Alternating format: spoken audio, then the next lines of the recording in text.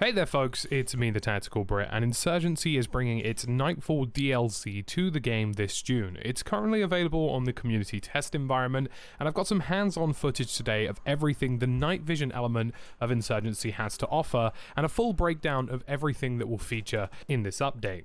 Now, it should be noted that Operation Nightfall is no coincidence. Nightfall was happening in the original Insurgency back in 2014, and this Operation Nightfall is featuring in Sandstorm, and it has a huge content drop, which is what we've been waiting for quite a while for this game. It has an NVG variant of every single map in Insurgency, including the brand new map which is coming to the game, Tideaway. Now, in the community test environment at the moment, you can play the NVG mode through co-op, which is exactly what I did. It's incredibly intense and allowed me to try out all of the new weapons from the Grease Gun, the Sterling, the AS-FAL, the Well Rod Pistol, and the Honey Badger. Each one of these are brand new weapons coming to the Breacher classes, and secondary weapons coming to all classes, as well as some of them I believe are also available for the exotic weapons classes, which is the Advisor role. The new map, Tideaway, is a reimagination of the 2014 Insurgency map Bariz. It's a desert town along a riverbank and features both daytime and nighttime variants. And yes, you did hear me correctly at the start of the video. Every single Insurgency map is being remade with a night vision variant. It will create a very interesting dynamic in terms of gameplay, and it actually releases on June 16th in 2020, with it currently being available in the CTE.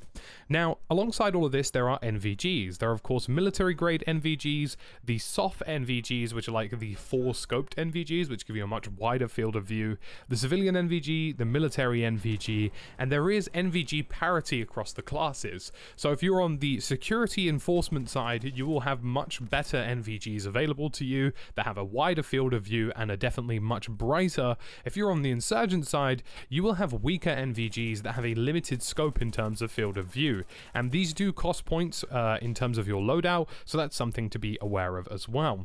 So it does mean that if you are on the insurgent side, you may opt to use a flashlight instead of an NVG, depending on how well you feel as though the NVG actually works on the insurgent side. They are much weaker than the security side, and we're used to this kind of gameplay where one faction will have a different loadout to another, and it makes sense. Bonus features have been included for this as well to facilitate the introduction of night vision goggles.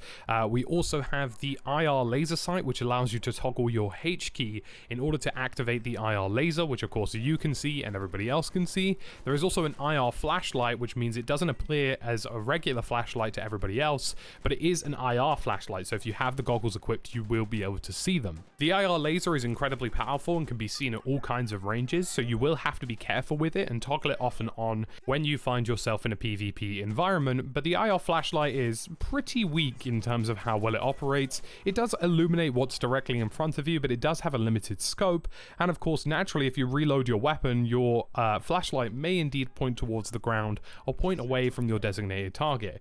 So many options here that look really great. Another fantastic addition to the game is that every single weapon in Insurgency Sandstorm will have the ability to slant your weapon to the side and use the IR laser or the IR flashlight as the center point for how you fire. Combine this with tracer elements in terms of what you can use for your ammunition, and you can really get a good idea of where your shots are landing, and also a really good idea of where you're pointing.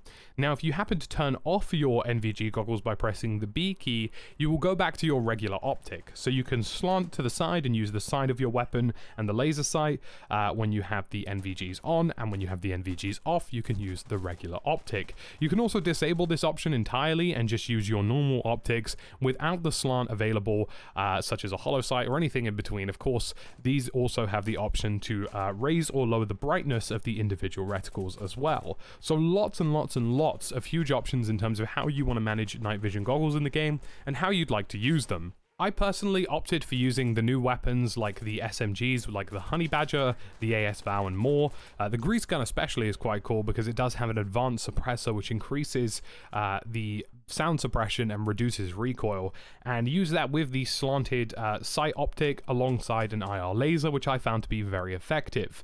Now, I should note as well that all NVGs in the game come with various filters, so you're seeing it switch to the white phosphor filter, the green filter, the amber filter, the multicolor filter, and the effect is very prominent. You know, if you take these night vision goggles off, you are going to struggle to see in these maps, even if you try to max out your gamma. Now, I actually did that as a test. I decided to take the gamma camera in my monitor, which is an IPS monitor, so one of the brightest possible that you can receive, and up the gamma really high, and even then it was very difficult to locate targets. So it's going to be a great way to play the game. It looks like people are going to struggle to avoid you know, using gamma hacks and stuff like that. It's going to be very difficult for them to do so. But honestly, a fantastic experience. The new Tideway map is really enjoyable. It's a nice urban mix of open spaces and heavily densely urban populated areas, and the NVGs work fantastically. Of course, when I was on the Insurgent side, at some points I did opt to use a flashlight simply because the NVGs on that side are much weaker and much blurrier in some respects. But on the security side, you do have that huge advantage. It does cost a lot of points, but ultimately it's very effective and allows you to work really well. I feel like we're going to see a lot of balance here because, of course, if you're using a flashlight on the Insurgent side facing somebody on the security side with an NVG, then chances are you're going to blind them quite significantly 9 out of 10 times whilst you're playing. And I think that's where they're hoping the balance will come in, with Insurgents opting to use flashlights and flashbangs, and with the security forces using the NVGs that are a bit more advanced, have the wider field of view, and tend to be significantly brighter. I should also note as well that the multicolor NVG is only available to the security faction, which tries to keep the colors as true to the real-life daylight version of the game as humanly possible without any kind of filter enabled. Taking your NVG off and putting it back on also takes quite a lot of time, so if you are an Insurgent using anything like Molotov cocktails, flashbang grenades, flashlights and everything in between, you will likely make your security counterparts struggle very significantly in this game.